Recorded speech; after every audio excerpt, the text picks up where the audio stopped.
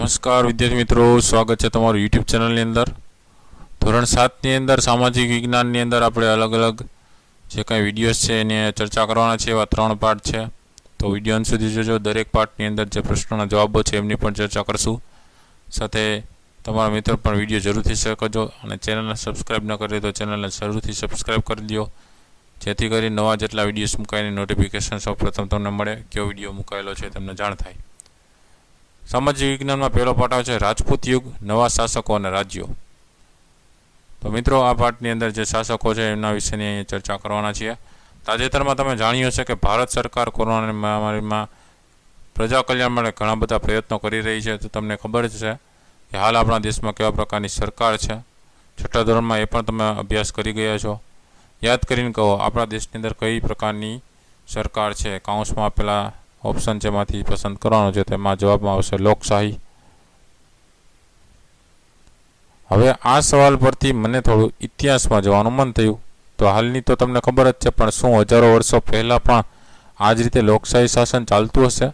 તો જવાબમાં આવશે ના, કારણ કે તે સમયે રાજાઓ દ્વારા શાસન ચાલતું હતું અને તેઓએ કેટલાક સમય સુધી શાસન કર્યું ને તે પ્રમાણે કેટલાક યુગોની જાણકારી ઇતિહાસની અંદર આપવામાં આવે છે, જેમાંથી છઠ્ઠા ધોરણમાં આપણે મૌર્ય યુગ અને ગુપ્ત યુગ ભણી ગયા છીએ। તો થોડુંક યાદ કરીને કહો। એમાં પહેલો પ્રશ્ન છે કે આ બંને યુગમાંથી કયા યુગમાં પ્રજા કલ્યાણના કાર્યો વધારે થયા? તો લોકશાહીના યુગમાં પ્રજા કલ્યાણના જવાબ લખી શકીએ। લોકશાહીના યુગમાં પ્રજા કલ્યાણના વધારે કાર્યો થયા છે, કારણ કે અહીં શાસન કોઈ એક વ્યક્તિના હાથમાં હોતું નથી।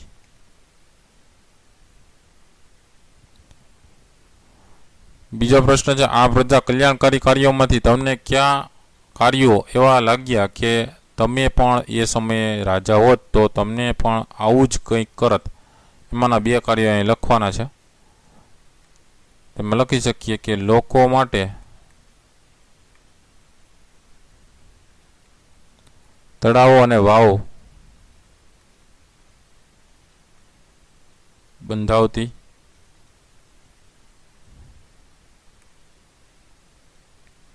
ખેડૂતોને કરમાં રાહત આપવી, આ રીતના કંઈક કાર્યો કરત। તો ગુપ્ત યુગ પછી પ્રાચીન ભારતના મહત્વપૂર્ણ રાજ્યોમાં હર્ષવર્ધનનું રાજ્ય ગણાય છે અને હર્ષના સમકાલીન રાજ્યોમાં સૌથી શક્તિશાળી ગણી શકાય તેવો રાજા પુલકેશી બીજો હતો। તે ચાલુક્ય વંશથી હતો, પણ 7મી સદીમાં હર્ષવર્ધનના અવસાન પછી ઉત્તર ભારતમાં વિશાળ સામ્રાજ્યમાંથી નાના નાના સ્વતંત્ર રાજ્યો બન્યા અને બીજી બાજુ પુલકેશી બીજાના અવસાન પછી દક્ષિણ ભારતમાં પણ સ્વતંત્ર રાજ્યો બન્યા અને ઈસવીસન 700 થી ઈસવીસન 1200 વચ્ચેના 500 વર્ષમાં ઉત્તર અને દક્ષિણ ભારત પર રાજપૂત રાજવીઓએ વર્ચસ્વ જમાવી રાજપૂત યુગની સ્થાપના કરી। મધ્યયુગના આ સમયગાળાને ભારતીય ઇતિહાસમાં રાજપૂત યુગ કહેવાય છે અને અહીંથી જન્મે તો એવો પ્રશ્ન થાય કે તમને કેવા હશે જે રાજપૂતો કે તે આટલા બધા વર્ષો સુધી શાસન કરી શક્યા હશે? તેમના માટે પાઠ્યપુસ્તકમાં પાના નંબર 1 ઉપરથી તમે વાંચશો તો તમને તમારો જવાબ છે મળી જશે। એમાંના પ્રશ્નોના જવાબો અહીં આપણે જોવાના છે। જેમ કે પ્રશ્ન છે કે રાજપૂતોની વિશેષતા દર્શાવતા કોઈ પણ 2 લક્ષણો જણાવો। તેમાં લખી શકીએ રાજપૂતો બહાદુર હતા,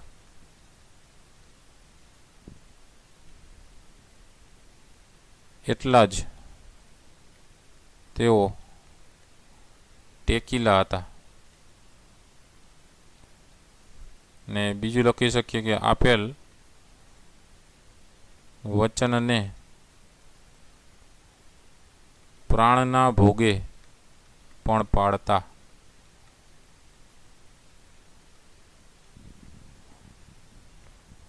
પછીનો પ્રશ્ન છે, તેવી જ રીતે રાજપૂતાણીઓના વીરત્વના દર્શન થાય એવા કોઈ પણ બે લક્ષણો જણાવવાના છે.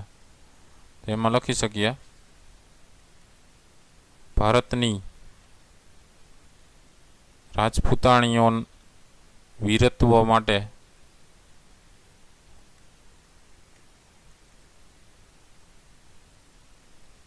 વિખ્યાત હતી.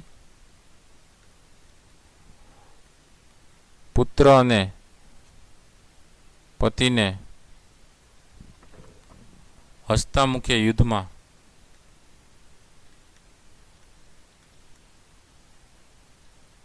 વિદાય આપતી.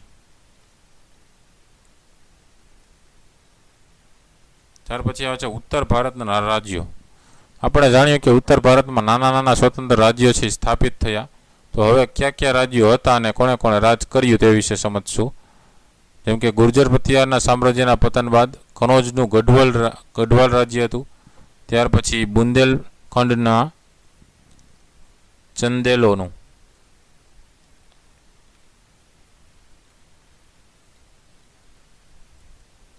પછી માળવાનું પરમાર રાજ્ય, અણહિલવાડનું ચાલુક્ય એટલે સોલંકી રાજ્ય. ત્યાર પછી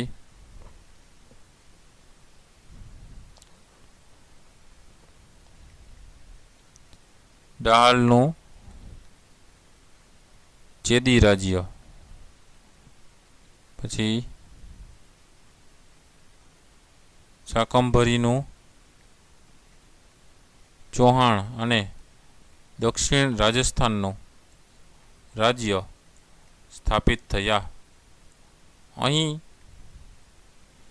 આપેલી જગ્યામાં તમે તમારા પાઠ્યપુસ્તકના પાના નંબર 2 પરથી પણ જવાબ શોધીને જવાબ લખી શકો.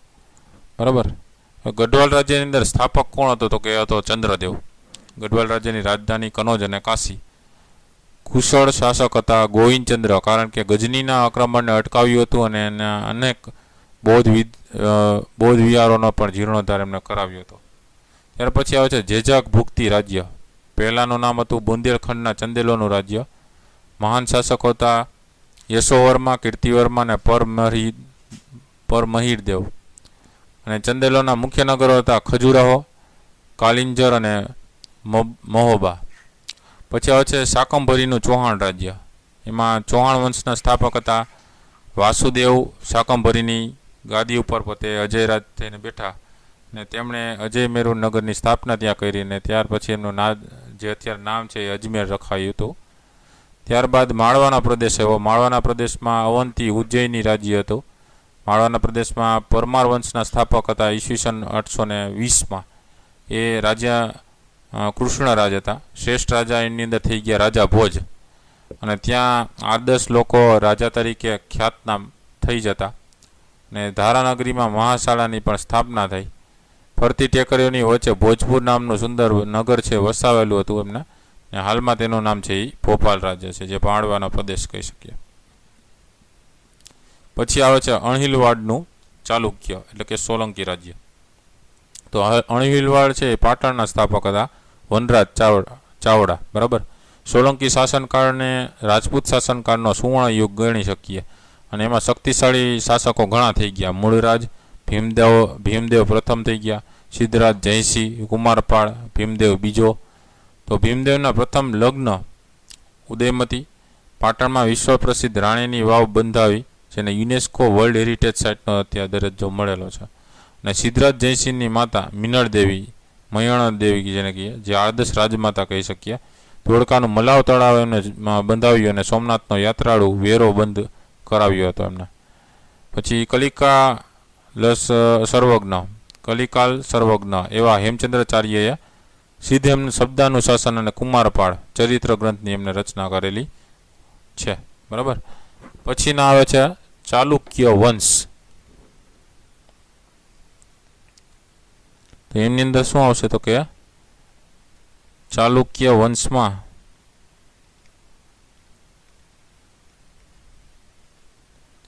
કીર્તિવર્મા, પુલકેશી પ્રથમ, પુલકેશી બીજો, વગેરે શાસકો થઈ ગયા.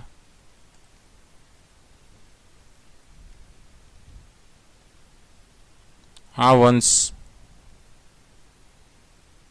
વાતાયીના ચાલુક્ય વંશ તરીકે ઓળખાયો. પછીનો આવે છે પલ્લવ વંશ. બરાબર. તો 8મી સદીના મધ્ય ભાગમાં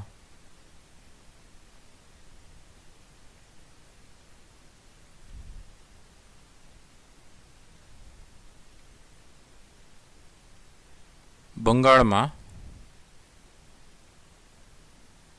પાલ વંશનું શાસન હતું.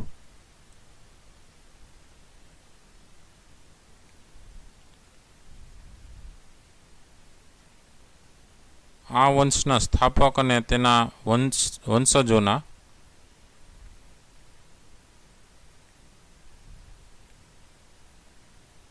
નામોમાં પાલ શબ્દ પાછળના ભાગમાં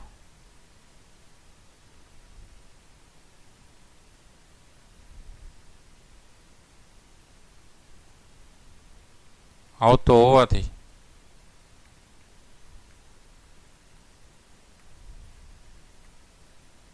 આ વંશને બંગાળનો પાલ વંશ કહેવામાં આવે છે. પછી આવે છે ચોલ વંશ.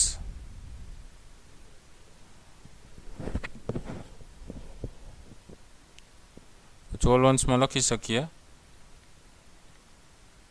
તાંજોર તેમની રાજધાની હતી.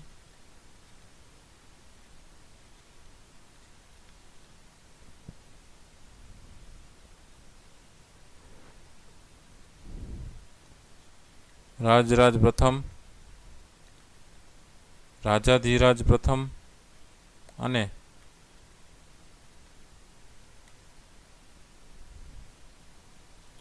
રાજેન્દ્ર પ્રથમ એ ચોલ વંશના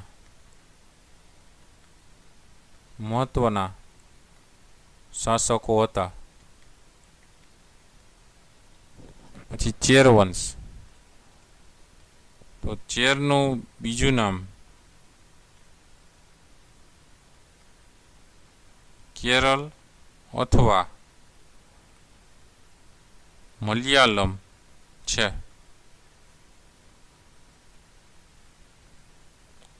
અયન ચેર વંશનો પ્રથમ શાસક હતો.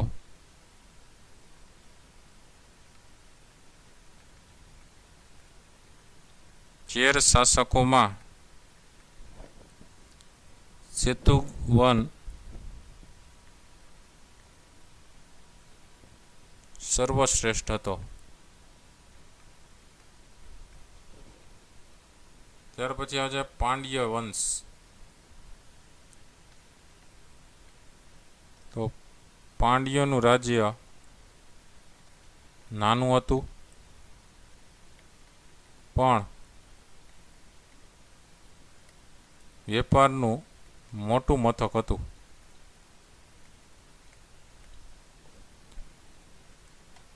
ત્યાર પછી બીજો પાઠમાં આવે છે દિલ્હી સલ્તનત. આપણા દેશની રાજધાનીની વાત કરીએ તો અહીંયા આપણે રાજધાની છે ભારતની અંદર દિલ્હીને રાજધાની રાખવા પાછળનું કારણ એ છે કે તે વખતે બ્રિટિશ સરકારને લાગ્યું કે અહીંથી વેપાર કરવામાં સરળતા રહેશે. પણ શું તમને ખબર છે કે દિલ્હી તો પ્રાચીન કાળથી જ ભારતીય રાજધાનીના કેન્દ્રમાં જ છે. 12મી સદીથી તોમર અને ચૌહાણ રાજપૂતોના સમયે દિલ્હી વેપાર વાણિજ્યનું મહત્વનું કેન્દ્ર હતું. 13મી સદીની શરૂઆતમાં દિલ્હી સલ્તનતની સ્થાપના થઈ. તમને પ્રશ્ન થતો હશે કે સલ્તનત કેમ કહેવાયું? તો ઈસવીસન 1206 થી ઈસવીસન 1526 સુધી ઉત્તર ભારતના વિશાળ વિસ્તાર પર શાસન કરનાર શાસકોને સુલતાન અને તેમના શાસનકાળને દિલ્હી સલ્તનત કહેવાય. આ શાસકો મૂળ તુર્ક અને અફઘાનના હતા. તો અહીં આપણે દિલ્હી સલ્તનતમાં સત્તા ભોગવેલા 5 વંશો વિશે જાણીશું. જેમાં દિલ્હી સલ્તનતના શાસકો હતા ઈસવીસન 1192માં તરાઈના બીજા યુદ્ધમાં શાહબુદ્દીન ઘોરીએ પૃથ્વીરાજ ચૌહાણને હરાવીને દિલ્હી સલ્તનતની સત્તાનો પાયો નાખ્યો. બરાબર. એમાં ઈસવીસન 1206 લઈને ઈસવીસન 1290 સુધી ગુલામ વંશ જે કહેવાય, તેમાં સાચો સ્થાપક ઇલ્તુમિશ પ્રથમ મહિલા શાસક હતા. ઇલ્તુત્મિશની પુત્રી રજિયા સુલતાના. કુતુબુદ્દીન ઐબકે 5 વર્ષ સુધી સત્તા જાળવી. ઇલ્તુત્મિશે ગાદીએ આવ્યો અને ચેહલગાનની સ્થાપના.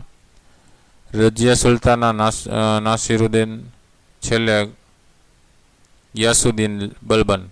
આ સમયનો સ્થાપત્યો છે કુવત ઉલ ઇસ્લામ મસ્જિદ, કુતુબ મિનાર, ઢાઈ દિનકા ચોપડા મસ્જિદ, હોજે સમી ઈદગાહ, જુમા મસ્જિદ. ત્યાર પછીનો શાસન આવશે ઈસવીસન 1290 લઈને ઈસવીસન 1320 સુધીનું ખલજી વંશ.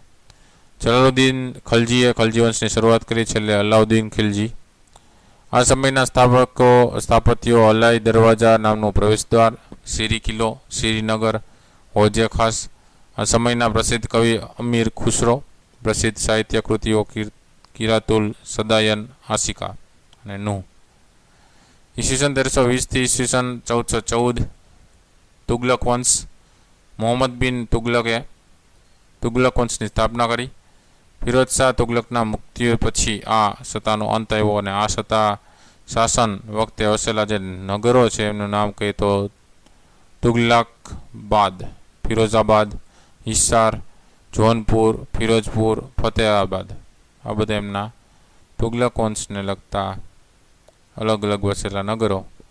ઈસવીસન 1414માંથી લઈને ઈસવીસન 1451 સુધી સૈયદ વંશ આવ્યા, જેમાં ખિજર ખાએ સૈયદ વંશની સ્થાપના કરી. ઈસવીસન 1451થી ઈસવીસન 1526 સુધીમાં બોદી વંશ આવ્યો. બહલોબ બોદીએ લોધી વંશની સ્થાપના કરીને અંતિમ બાદશાહ હતો ઇબ્રાહિમ લોધી.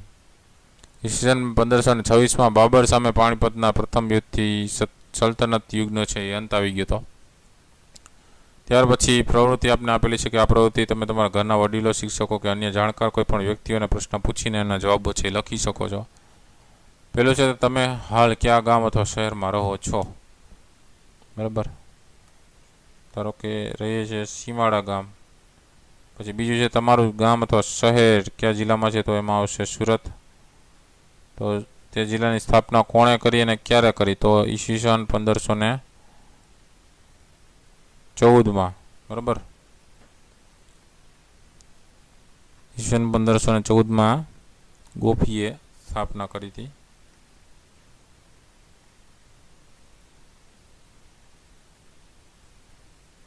પછી પ્રશ્ન છે તમારા જિલ્લા સાથે સંકળાયેલ કોઈ દેશી રાજ્ય કે રજવાડા હોય ને તો એ જણાવો. તેમાં લખી શકીએ સુરત પર કોઈ દેશી રજવાડાના શાસન કરતા અંગ્રેજોના શાસનની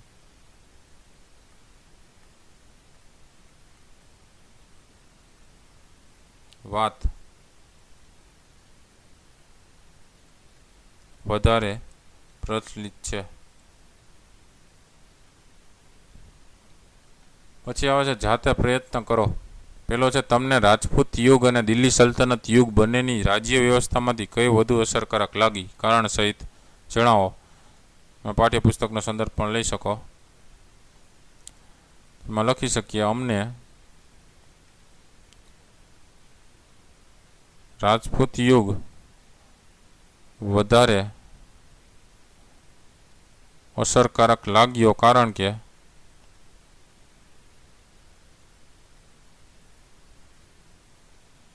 રાજપૂત રાજાઓ તેમના પ્રેમ, વીરત્વ, દયા માટે જાણીતા હતા. તે સમયમાં પ્રજા પણ સુખી હતી. ત્યારબાદ બીજો પ્રશ્ન છે દિલ્હી સલ્તનતના શાસકો મૂળ ક્યાંના હતા, તો એમાં લખી શકીએ આ શાસકો મૂળ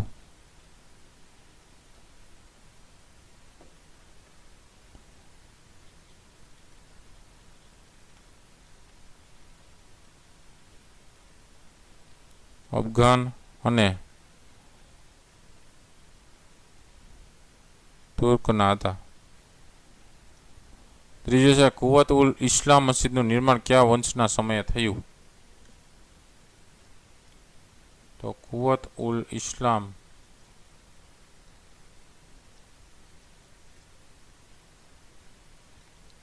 મસ્જિદનું નિર્માણ માલમુક વંશના સમયે થયું. પછી જે ખાલી જગ્યા યુદ્ધથી દિલ્હી સલ્તનતનો પાયો નખાયો અને ખાલી જગ્યા યુદ્ધથી સલ્તનતનો અંત આવ્યો. તો તરાઈના યુદ્ધથી દિલ્હી સલ્તનત નો પાયો નખાયો હતો ને પાણીપતના પ્રથમ યુદ્ધથી દિલ્હી સલ્તનત યુગનો આ અંત આવ્યો હતો. ત્યાર પછી એમાં ત્રીજો આવે છે પાઠ મુઘલ સામ્રાજ્ય.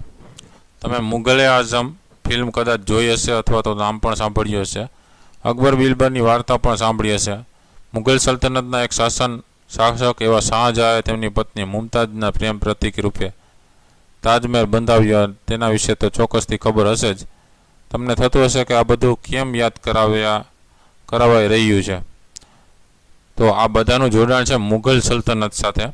બાબરે પાણીપતના પ્રથમ યુદ્ધમાં તોપનો ઉપયોગ કરીને જ્યારે ઇબ્રાહિમ લોદીને હરાવી ને દિલ્હી સલ્તનતનો અંત કર્યો ત્યારે જ ઈસવીસન 1526માં મુઘલ સામ્રાજ્ય છે ને એની સ્થાપના કરી. અને આ બધા મુઘલ શાસકો વિશે આપણે જાણવાનું છે. તેમાં પહેલો આવશે બાબર, ઈસવીસન 1526થી 1530 સુધી. બાબર છે એ કુશાગ્ર, બુદ્ધિવાળો અને શક્તિશાળી યોદ્ધા હતો. ફારસી અને અરબી ભાષાનો જાણકાર હતો. લેખક અને પ્રકૃતિ પ્રેમી. આગ્રા અને લાહોરમાં બગીચા એમને બનાવડાવ્યા હતા. પોતાની આત્મકથાથી તુજુક એ બાબરી લખી હતી, જે વિશ્વ સાહિત્યની પ્રસિદ્ધ કૃતિ છે. પછીનો આવે છે હુમાયુ, ઈસવીસન 1530થી 1540 અને ઈસવીસન 1555થી 1556. હુમાયુનો અર્થ એવો થાય છે નસીબદાર. પણ હુમાયુને જીવનમાં ઘણી મુશ્કેલીઓનો સામનો કરવો પડ્યો તો તેના પિતાની જેમ વાંચન લખવાનો એમને પણ શોખ હતો. તો તમારું નામ પણ તમે જણાવી શકો અને એનો અર્થ પણ અહીંયા લખી શકો. બરાબર, એટલે તમારું અહીંયા નામ લખવાનું અને એ નામનો અહીંયા તમારો જે કંઈ અર્થ થતો હોય એ અર્થ લખવાનો. ઈસવીસન 1540માં બિહારના શક્તિશાળી શેરશાહે હુમાયુને હરાવ્યા. શેરશાહ સૂરી છે એ 1540થી 1545 એ એક સુધારક હતા, ન્યાયપ્રિય શાસક હતા. ડાકુ લૂંટારાઓ પર નિયંત્રણ કરીને શાંતિની સ્થાપના એમને કરી હતી. નવી ટપાલ વ્યવસ્થા છે એમને શરૂ કરી હતી. રૂપિયાનું ચલણ છે શરૂ કરાવ્યું હતું. બંગાળ અને ઉત્તર ભારત સુધી આ મહાન રાજમાર્ગ ગ્રાન્ડ ટ્રંક રોડનું પણ એમને નિર્માણ કરાવ્યું હતું. ને સાસારામમાં મકબરો અને દિલ્હીમાં પણ મસ્જિદ બંધાવી હતી. ઈસવીસન 1545માં હુમાયુએ કાબુલ અને કંદહાર જીતીને ઈસવીસન 1555માં ભારત પર પોતાની સત્તાની અને મુઘલ સામ્રાજ્યની છે ફરીથી પાછી સ્થાપના કરી. પછી આવે છે અકબર, ઈસવીસન 1556થી 1605 સુધી. તો ભારતના ઇતિહાસમાં ગણનાપાત્ર 14 વર્ષે દિલ્હીના બાદશાહ છે બન્યા હતા. જાણીતા યુદ્ધો પાણીપતનું બીજું યુદ્ધ અને હલ્દીઘાટીના યુદ્ધ બંનેમાં પોતે વિજય મેળવ્યો હતો. બિન સાંપ્રદાયિક રાજા તરીકે દીને ઇલાહી સંપ્રદાયની એમને સ્થાપના કરી. સમાજ સુધારકના કાર્ય તરીકે બાળ લગ્ન અને સતીપ્રથાનો વિરોધ કર્યો અને યાત્રા વેરો છે નાબૂદ કરી દીધો અને બળજબરીપૂર્વક ધર્માંતર છે એનો પણ પ્રતિબંધ લગાવ્યો હતો. જહાંગીર છે ઈસવીસન 1605થી 1627. જહાંગીર પોતે પણ મહાન ચિત્રકાર હતા અને તે સમયમાં તેમણે ચિત્રકળાનો પણ ખૂબ વિકાસ કર્યો હતો. અને અકબરે સ્થાપેલી મહાન સામ્રાજ્યને સાચવવાનો પણ એમને વારસો મળ્યો હતો. ત્યાર પછી આવે છે શાહજહાં, ઈસવીસન 1627થી 1658. તો હુલામણું નામ ખુરમ, તમારું હુલામણું નામ જે હોય એ અહીંયા લખવાનું છે. તમારું હુલામણું નામ એટલે તમને જે બોલાવતા હોય એ હુલામણું નામ અહીંયા લખવાનું. જેમ કે લાલો બોલાવતો હોય લખવાનું લાલો. બરાબર. તો શક્તિશાળી અને કલા સ્થાપત્યના ચાહક એ હતા શાહજહાં. પત્ની મુમતાઝ ના અવસાન બાદ તેની યાદમાં એને તાજમહાલનું નિર્માણ કરાવ્યું હતું અને તે દુનિયાની અજાયબીઓમાંની એક છે. પછી આવે છે ઔરંગઝેબ, ઈસવીસન 1658થી 1707. ઔરંગઝેબે પણ ગાદી પર બેસવા ત્રણેય ભાઈઓને હરાવીને 50 વર્ષ સુધી પોતે રાજ કર્યું ને સુન્ની મુસ્લિમ હતો. એ અત્યંત સાદું જીવન જીવતો, ધાર્મિક અસહિષ્ણુતાની અસહિષ્ણુતાવાદી હતો અને સંગીત કલા અને મૂર્તિપૂજા અને ધાર્મિક ઉત્સવોની પણ વિરોધ કરતો. ઈસવીસન 1707માં ઔરંગઝેબના મૃત્યુ બાદ કોઈ શક્તિશાળી શાસક રહ્યો નહીં. આમ મુઘલ સલ્તનતનો પણ અંત થયો અને ભારતના નાના નાના રાજ્યમાં પોતે વહેંચાઈ ગયું. મુઘલ યુગમાં હિન્દુ અને મુસ્લિમ સંસ્કૃતિનો સમન્વય થયો, જેને ગંગા, જમુના, સરસ્વતી તરીકે ઓળખવામાં આવે છે. તો આ સંસ્કૃતિ વિશેની માહિતી જાણવાનો તમે વધારે પ્રયત્ન કરી શકો. તમારા પાઠ્યપુસ્તકના પાન નંબર 17 તમે ઉપયોગી થશે. તેના ઉપરથી તમે લખી શકશો બધા પ્રશ્નોના જવાબો. જેમાં પહેલું છે, મુઘલ યુગના સ્થાપકો કયા કયા હતા? તમે લખી શકીએ જવાબમાં બગીચાઓ, મકબરાઓ,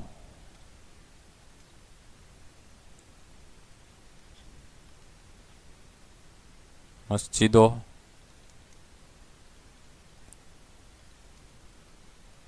આગ્રાનો કિલ્લો, બુલંદ દરવાજો,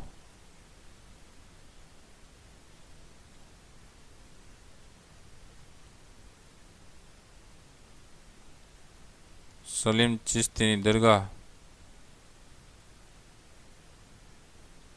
તાજમહાલ,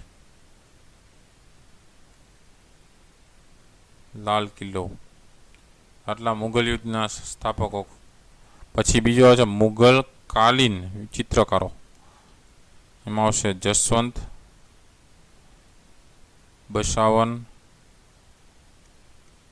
મંસૂર. મુઘલ યુગમાં ભક્તિ સાહિત્યની રચના કોણે કરી? એમાં ભક્તિ સાહિત્યની રચનાના નામ લખી શકીએ. એકનાથ, જ્ઞાનેશ્વર,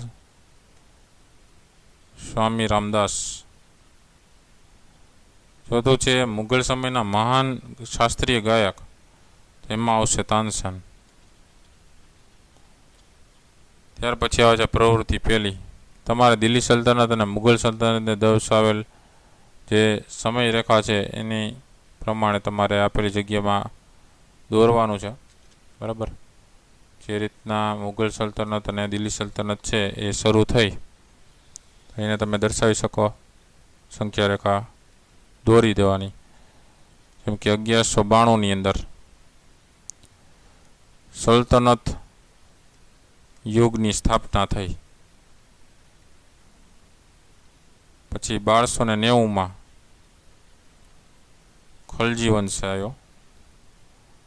ત્યાર પછી 1320માં તુગલક વંશ આવ્યો. પછી આવશે 1414માં સૈયદ વંશ આવ્યો. ત્યાર પછી આવશે 1526માં મુઘલ યુગની સ્થાપના થઈ. પછી 1556માં અકબરનું શાસન થયું અને 1605માં જહાંગીર ગાદી પર બેઠો. તો આ રીતના અલગ અલગ દિલ્હી સલ્તનત અંત પછી મુઘલ સલ્તનત છે એ ચાલુ થઈ અને આપણે લખી શકીએ આ રીતના ઈસવીસન પ્રમાણે. દિલ્હીમાં આવેલ પ્રવાસન સ્થળો છે એની માહિતી ભેગી કરવાને આપેલી જગ્યામાં તે સ્થળ અને તેના વિશેની જે કાંઈ નવી નવી બાબતો છે એ નોંધો. તમારા શિક્ષક અથવા કુટુંબીજનો કે ઇન્ટરનેટની મદદ લઈ શકો. એમાં સ્થળનું નામ છે, એમાં પહેલું આપણે લખીએ જામા મસ્જિદ. અહીંયા શક્ય હોય તો તમે જામા મસ્જિદનો ફોટો છે એ લગાવી શકો છો. જામા મસ્જિદ છે એની વિગત લખી શકીએ કે લાલ કિલ્લાથી ફક્ત 500 મીટર દૂર આવેલ છે.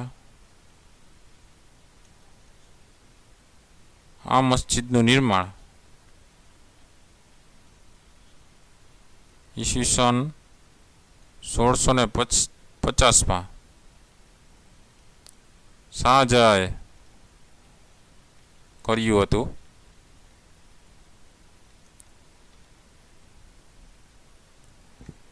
તે બનાવવામાં 6 વર્ષનો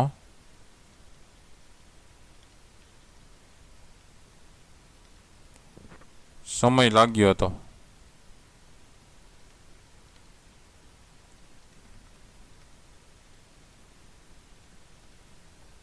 તેનો કુલ ખર્ચ ત્યારના સમયના 10 લાખ રૂપિયા થયો હતો. અને ત્યારબાદ બીજું છે એમાં સ્થળનું નામ, એમાં લખો લાલ કિલ્લો.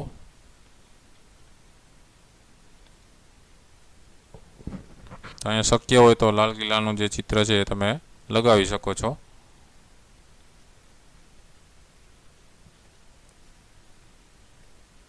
લાલ કિલ્લાનું નિર્માણ ઈસવીસન 1639માં શાહજહાં દ્વારા કરવામાં આવ્યું હતું.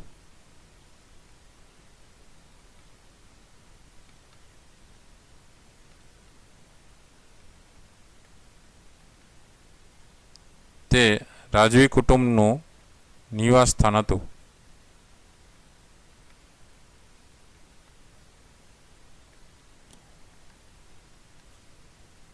આ કિલ્લો યમુના નદીના કિનારે સ્થિત છે.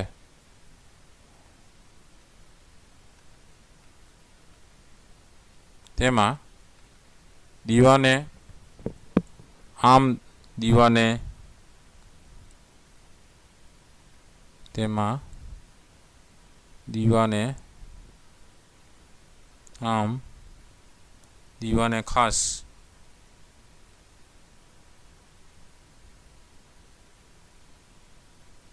તનાના મોટી મસ્જિદ વગેરે બાંધકામો છે.